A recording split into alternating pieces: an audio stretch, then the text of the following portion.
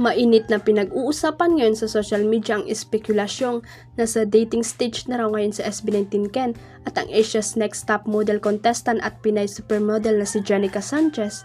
May mga resibong puto kasi na pinagpepestahan sa online world na nakapost sa social media ni Jenica. Kahit kamay lang naman ng lalaki ang makikita sa photo at walang muka, obvious daw na kamay ito ni Ken dahil sa mga tattoo at singsing na suot ng lalaki.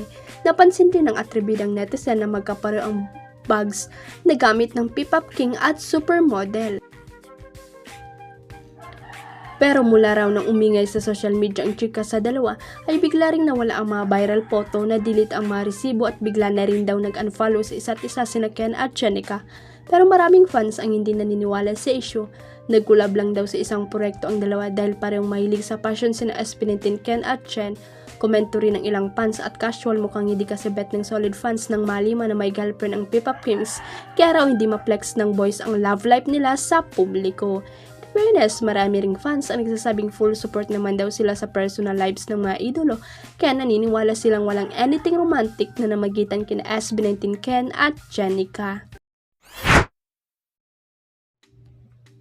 Usap-usapan ngayon sa isang social media forum at showbiz site na tambayan ng machismusang netizen ang pagka-missing in action ng sereng pinagbibidan ni Donnie Pangilinan at Kylie Echari sa top 10 shows ng Netflix Philippines. Kapansin-pansin na hindi raw na-retain ng Roja ang mataas na viewership nito sa nasabing streaming platform, kaya matagal-tagal na rin itong naglaglag sa lista ng 10 most watched show o series.